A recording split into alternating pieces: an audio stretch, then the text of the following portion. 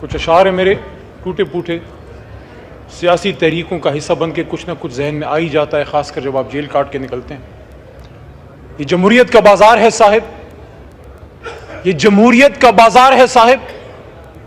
یہاں ضمیر بکتے ہیں، یہاں اصول بکتے ہیں، جو نہ بکے یہاں ضرور بکتے ہیں، یہاں سودا ایمان ہوتا ہے، سرعام ہوتا ہے، سر بازار ہوتا ہے۔ جناب ڈپٹی اسپیکر صاحب، ہم اس وقت جس ایوان میں موجود ہیں اس کا کام ہی آئین سازی ہے۔ وی کال لیجسلیٹرز، ہم آئین ساز، قانون ساز یہاں پہ بیٹھے ہیں، ہم اس قابل نہیں ہیں، لیکن اللہ تعالیٰ نے، آپ کی توجہ چاہیے مجھے، اللہ تعالیٰ نے 25 کروڑ عوام کی طاقت اور اپنی برکت سے ہم میں استطاعت دی ہے کہ ہم اپنی ذات سے نکل کے اس سبز ہلالی پرچم اور اس بابائے قوم کی فرمودات کی روشنی میں اس ملک کو ملک بنا سکیں، جس کے لیے برصغیر پاک و ہند کی گلی گلی کوچے کوچے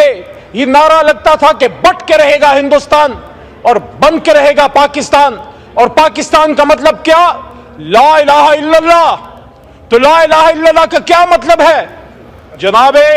ڈپٹی اسپیکر صاحب، آئین کی یہ کتابیں جو ہیں یہ پاکستان چلانے کے لیے ایک مقدس ڈاکیومنٹ ضرور ہے، لیکن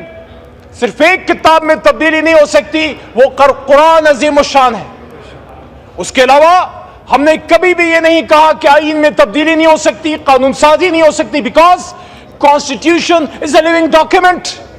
آئین میں تبدیلیاں ہوتی رہیں گی، اس کے ہم خوبصورت سے خوبصورت اور مؤثر سے مؤثر تر بناتے رہیں گے، لیکن جناب ڈپٹی اسپیکر صاحب،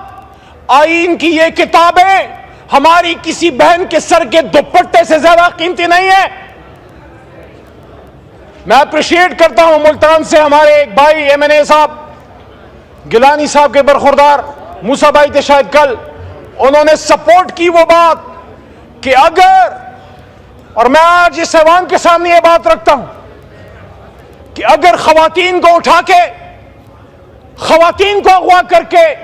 بچوں کے سینوں سے پلاسوں کے ذریعے گوشت نوچ کے اور ان کی آوازیں ان کی ماں کو سنا کے آپ نے قانون سازی کرنی ہے، شرم کا مقام ہوگا۔ جناب ڈپٹی اسپیکر صاحب،